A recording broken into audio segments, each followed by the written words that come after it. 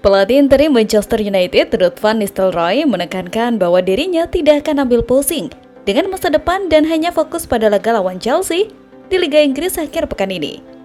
Striker legendaris Manchester United era 2000-an menekankan bahwa duel lawan Chelsea adalah fokus utama. Ia tak mau ambil pusing soal masa depan dirinya, termasuk kaitannya dengan kemungkinan kedatangan pelatih baru. Saya datang ke sini sebagai asisten untuk membantu klub ini dan kini memegang peran penting. Saya akan membantu sepanjang saya dibutuhkan. Di masa depan, dalam kapasitas apapun, saya akan selalu ada untuk membantu klub ini. Ada banyak orang di sekitar saya yang menginginkan hal terbaik untuk Manchester United dan hal itu tidak akan pernah berubah, kata Van Nistelrooy seperti dikutip dari situs resmi klub. Salah satu aspek menarik dari strategi Nistelrooy adalah keputusan untuk melakukan eksperimen di lini belakang. Dia memilih untuk menurunkan Victor Lindelof sejak menit pertama, sementara Lisandro Martinez ditempatkan sebagai bek kiri.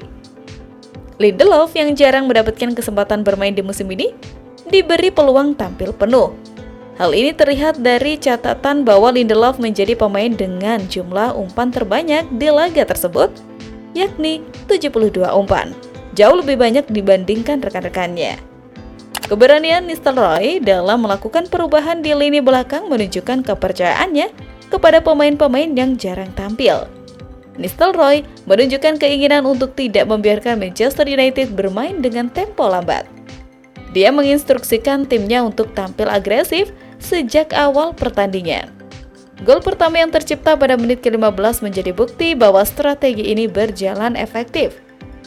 Hal ini menunjukkan bahwa Nistelrooy tidak hanya berpuas diri dengan hasil, tetapi juga ingin timnya terus berbenah.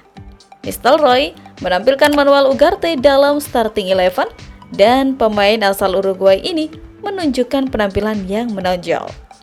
Dengan statistik yang mengesankan, Ugarte mencatat 4 tackle sukses dan 100% kemenangan dalam duel yang diikutinya. Selain itu, ia juga aktif dalam fase build-up permainan, melepaskan 58 umpan sepanjang laga. Kehadiran Ugarte membawa dampak positif bagi lini tengah Manchester United. Perannya sebagai pemain bertahan memberikan lebih banyak kebebasan bagi Casemiro untuk bergerak. Ugarte berhasil menunjukkan bahwa ia bisa diandalkan, baik dalam menyerang maupun bertahan, menandakan bahwa Manchester United memiliki potensi besar di lini tengah. Keberanian Ruud van Nistelrooy dalam mengambil keputusan serta penampilan gemilang dari pemain-pemain kunci menjadi indikasi bahwa Manchester United memiliki potensi untuk bersaing di tingkat atas.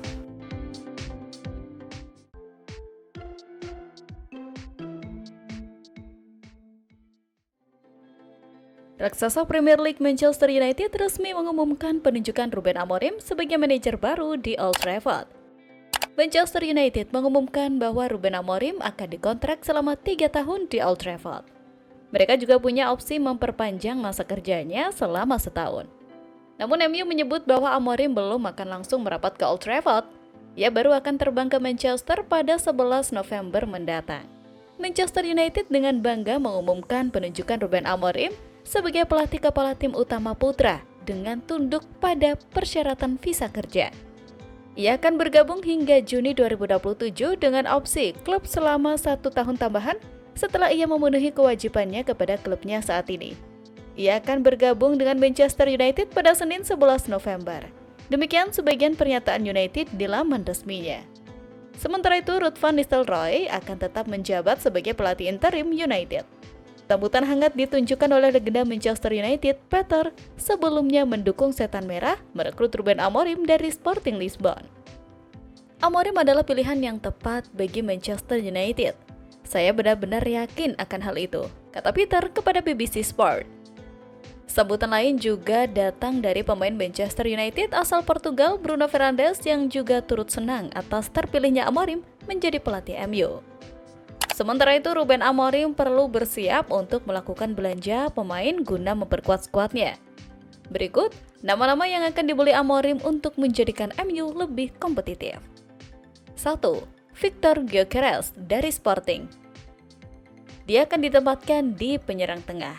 Jika Manchester United memutuskan untuk mengincar Gyökeres, tampaknya penyerang ini akan tertarik untuk bergabung. Dengan performa gemilang yang ditunjukkannya, Gyökeres bisa menjadi solusi ideal bagi Setan Merah dalam menambah daya serang tim. 2. Alphonso Davies Bayern Munchen bek kiri.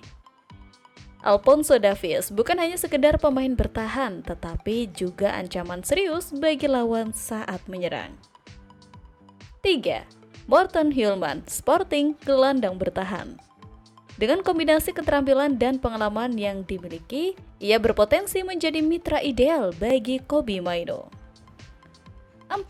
Gonçalo Inácio Sporting bek tengah. Ia tidak hanya akan menambah kualitas di lini pertahanan, tetapi juga dapat memberikan kepemimpinan yang dibutuhkan tim untuk bersaing di level tertinggi. 5. Leroy Sané Bayern Munchen sayap kanan. Dalam beberapa pekan terakhir, Sané dianggap sebagai solusi untuk mengatasi masalah performa tim yang kurang memuaskan di awal musim ini.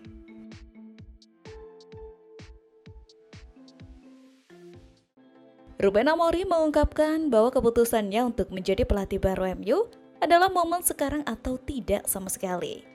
Dalam konferensi pers, setelah pertandingan, Amorim banyak menerima pertanyaan tentang kepindahannya ke MU. Ia mengaku bahwa ia hanya memiliki waktu 3 hari untuk membuat keputusan besar dalam karirnya ini hingga akhirnya ia memilih menukangi The Red Devils. Ruben Amorim dipastikan bisa sangat cepat beradaptasi di MU karena sudah memahami filosofinya. Apalagi sebelumnya Amorim juga pernah magang saat Setan Merah masih diasuh oleh Jose Mourinho. Dalam kepelatihannya, Amorim diprediksi bakal merombak total pola permainan The Red Devils yang diperkirakan akan lebih menyerang dengan kombinasi pemain muda yang diprediksi akan bisa memenuhi hasrat besar Setan Merah yang ingin meraih banyak trofi. Pep Guardiola pun juga memuji Amorim yang punya kualitas kepelatihan mumpuni. Yang saya bisa bicarakan hanyalah pengalaman bermain 2 kali melawan Sporting Lisbon 1 atau 2 musim lalu, dan tekanannya sungguh-sungguh sangat bagus dan luar biasa, puji Guardiola. Selain merevolusi total pertahanan, Amorim juga akan bermain lebih menyerang. Selain itu, Amorim juga dinilai bisa menerapkan gaya permainan pragmatis. Woody Talkport, yaitu Kevin Hatchard, sampai menyebutnya menyerap banyak ilmu dari Jose Mourinho. Pada kepelatihan Amorim, ia akan menggunakan formasi dari 3-4-3 menjadi 3-5-2. Formasi inilah yang dinilai bisa memberikan tekanan kepada pemain bertahan lawan. Pelatih asal Portugal ini dinilai akan menghilangkan pemain nomor 10. Ya, Amorim hanya mengandalkan 2 gelandang yang ditugaskan menjadi double pivot.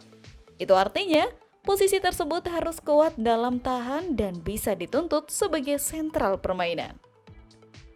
Sementara itu, sisi sayap nantinya akan diberatkan dengan menjalankan skema umpan pendek. Langkah tersebut dilakukan untuk menutupi kekosongan di posisi playmaker. Ruben Amorim diprediksi akan menggabungkan pemain berpengalaman. Seperti untuk posisi kiper, Andre Onana hampir dipastikan masih mengisi posisi utama.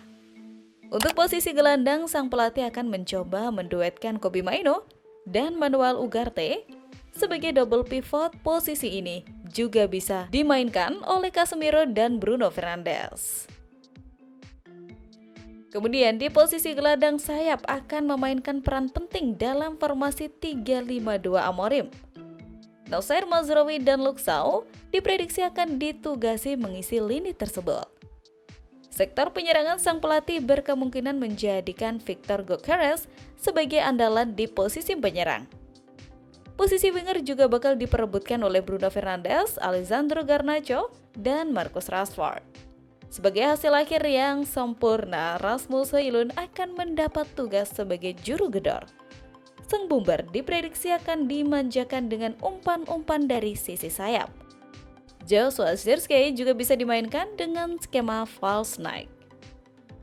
Jadi bagaimana kalau menurut kalian?